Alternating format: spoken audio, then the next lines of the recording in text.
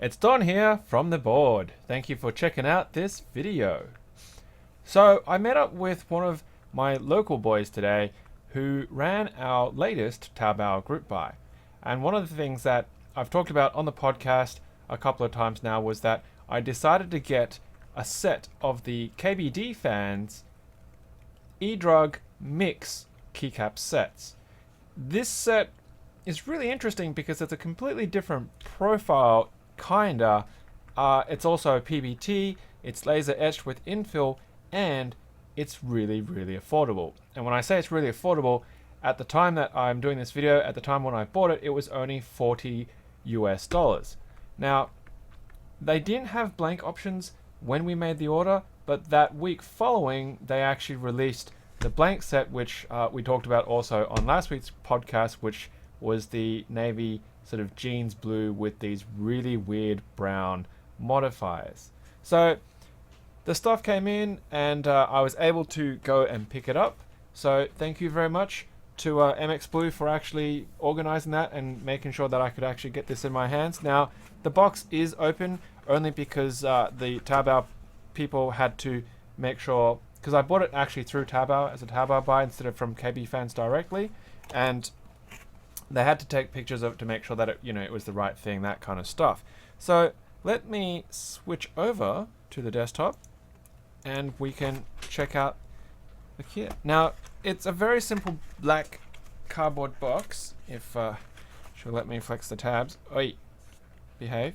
But the thing that's really interesting, and she's pointing it out to it right now, is the fact that they've got this little clear window which shows a red escape.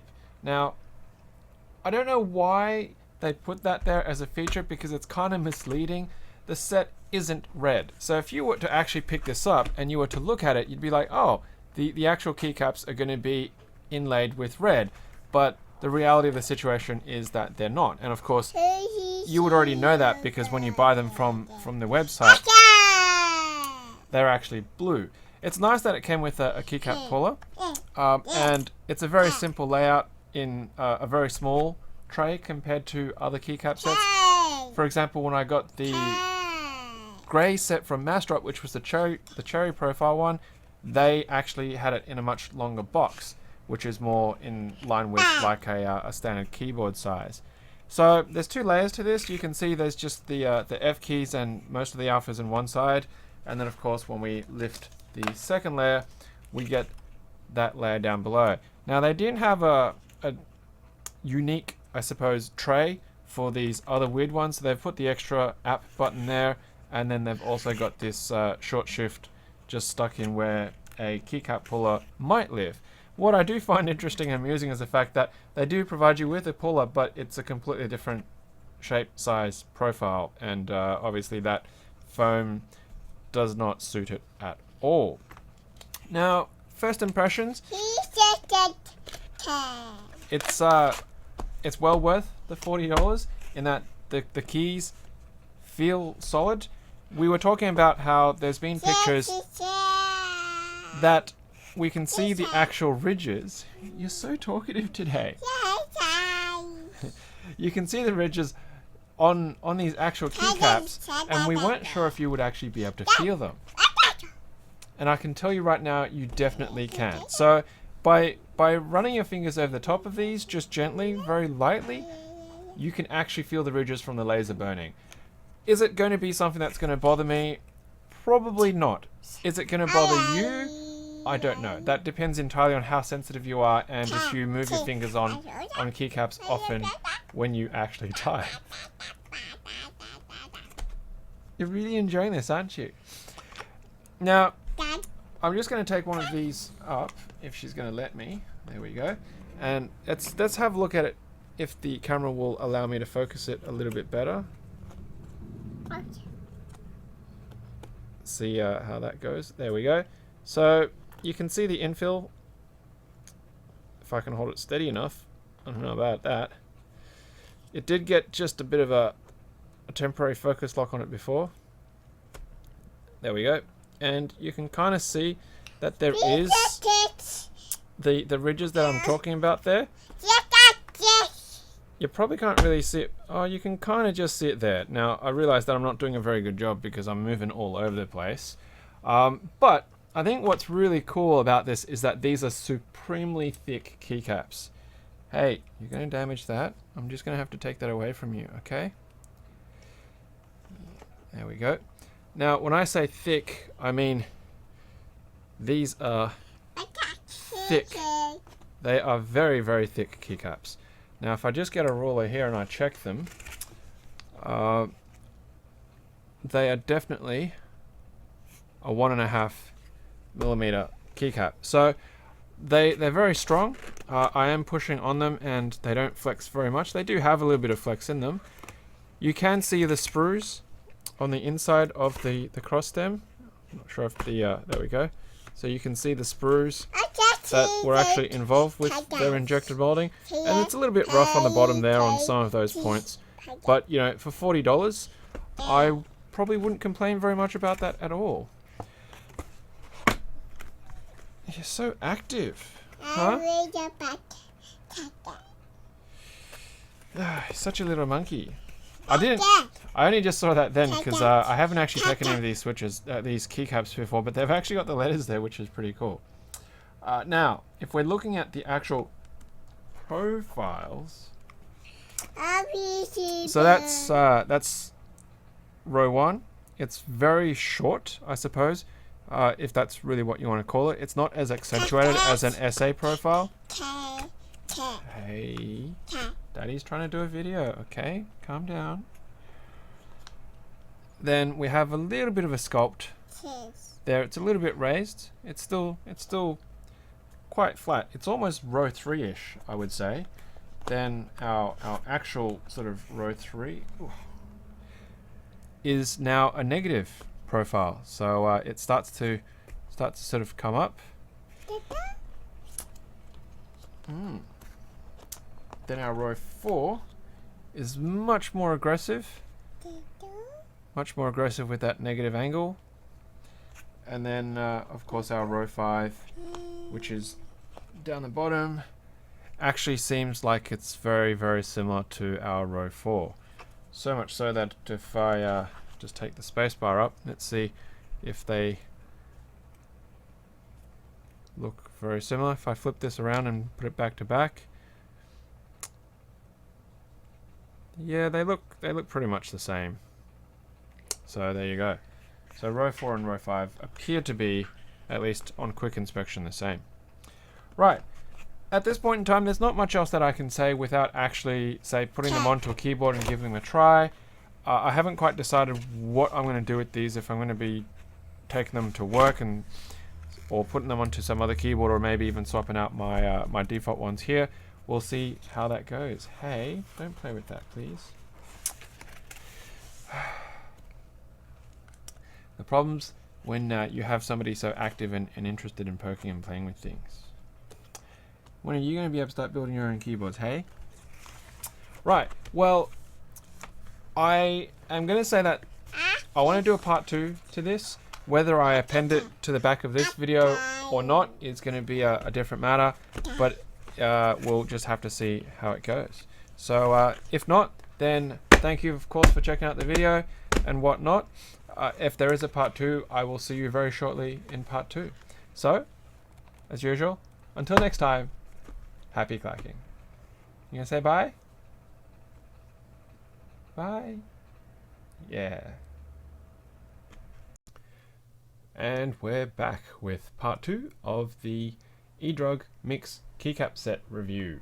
Now, in part 1, I had a quick look at the surface of it, the finish of it, the thickness of the cap, and just how the set looked in general and how it felt. And just recapping in that they were very thick caps. They had laser etch ridge lines that you can feel. The profile's not too bad. It's not very aggressive, but that was kind of where we got to. So I've actually put them onto my Philco, and I've had a bit of time and opportunity to type on them, to do some gaming on them, and just of course check them out, which is very important for the purposes of reviewing. So let's see first of all what it looks like with it set up on my Philco. So there's my old classic fill code there, which everybody has no doubt seen a lot on this channel over the last year or so, and it's nice. It's got a bit of a sort of, you know, refreshing feel to it. The blue, the light blue against the black is really, it's subtle in that it doesn't pop out. It's not very glaring and it doesn't look out of place. I do have issue in that the position and placement though of the letters on some of these keycaps are not dead centered. And what I mean by that is, as I was putting these on, I was looking at them and I was like, they don't seem quite right.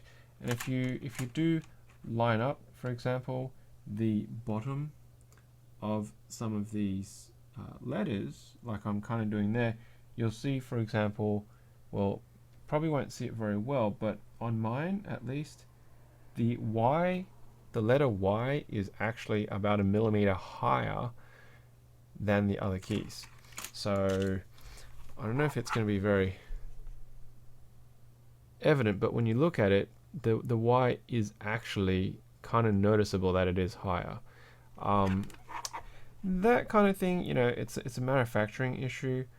It's an alignment issue. Some of these letters don't look like they're dead center from a left and right orientation either.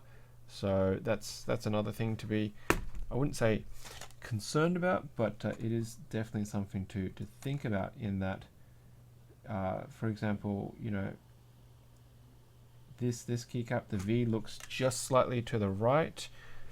But overall, it's not too bad. I did notice while I was putting these together that it has a second key which is used as a function key rather than another Windows key. And I'll get to it when I just do the sort of sound check of them just in a moment. But when I was showing the underside of them earlier, I said you could see the sprue marks, and it's got the actual sort of cross stem of the support underneath the keycap. Now, I put O-rings on all of my keycaps for use at home, in the office, wherever, and that's just a personal preference. And what I found was that a single O-ring was insufficient. So the depth of that crossbeam support underneath the actual keycap where the stem goes into is actually deeper, or should I say it's thinner. So in order to actually use O-rings, you need to double up, at least with the O-rings that I use. And I use these clear things. I got them from eBay a really long time ago, so that's sort of the type that I have. They work really well for me, and I bought a whole bunch of them at once. So I actually have to double up on them. But what I've done is I've actually left the F-row and the escape without the double O-rings, and the standard alphas and whatnot are with the double O-rings. So you'll be able to hear a difference because of the bottoming out that you can achieve with the non-O-ringed keycaps. Now, I actually put O-rings as well, a single O-ring, and it didn't make any difference whatsoever. It just simply was too long for the O-ring to be pressing against the top of the switch housing.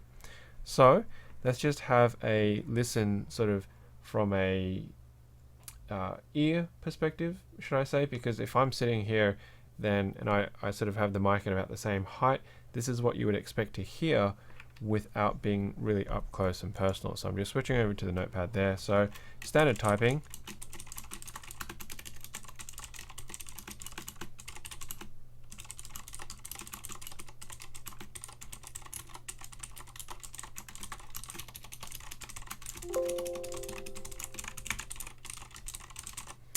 And then if I, of course, go up into this top row without the double O-ring, you can definitely hear that bottoming out. Now, of course, you know, for a little bit louder, a bit more clarity, I'm just going to drop the microphone so you can hear that once again.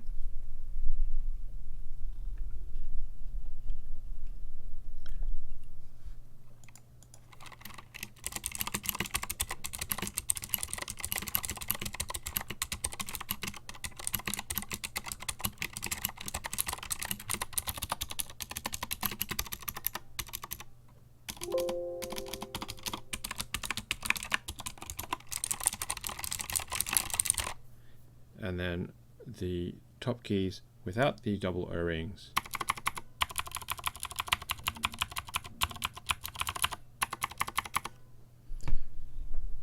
So they are very thick keycaps, and I think that having them as thick keycaps do make a big difference in their sound, because I do quite like how they sound with the double O-rings. Waiting for traffic to go by. In that you do get a lot more of the click response out of them, and it is more muted, which is of course more beneficial if you are going to be working in an office type of environment. The profile height, the actual gradient, so I'm just going to flip this sideways, see if it'll be easily visible. There we go. It's not very aggressive. It's not anywhere as aggressive as, say, an SA row 1. I don't know if I've got one here. Yeah, I do. So that's an SA row 1. By comparison, there's a lot more sort of sharpness to it on the back end of that keycap, even though it's not in focus. Now, of course, it's not fully comparable because it is actually sitting higher than these, because they've been mounted on the switch, but I can tell you that they definitely are not as aggressive. We of course have seen that from the diagrams of the actual product itself, but having that in person does make a difference in being able to see and experience it. I find it quite comfortable. None of the reverse angles also on the lower half of the row 4 and 5 is strange or unusual.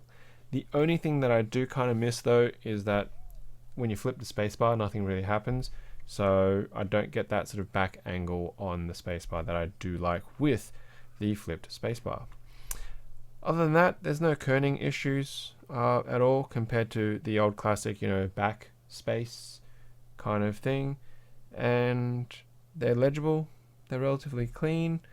Once again, you know, the feel of these, it's not so bad that it's going to be distracting, and maybe over time with a little bit of use they might wear down and become completely smooth. So my, I guess, final verdict on these is that they are well worth the $40. For $40, it's a good quality set. For $40, you're getting thick keycaps. They sound great. They do have a negative in that their stems require double O-rings if you're an O-ring type of user, but they present very well. They present very clean, and they're enjoyable to type on. And of course, at the end of the day, it's really personal preference whether that's, you know, what you're after versus what somebody else is going to be after, because they might be after the sound, they might be after the silky smooth texture of POM keycaps, or you know, they want to have underglow pass through them, or RGB, etc., etc. So of course you'll have to make up your own opinion. You can't just trust my word for it, but this is definitely one of the more affordable sets, and at least it should be relatively easy to move on if you don't like this particular profile. I think KBDFans have done really well in bringing this product to the mass from EDRUG, whatever that particular company or group is. So there you go.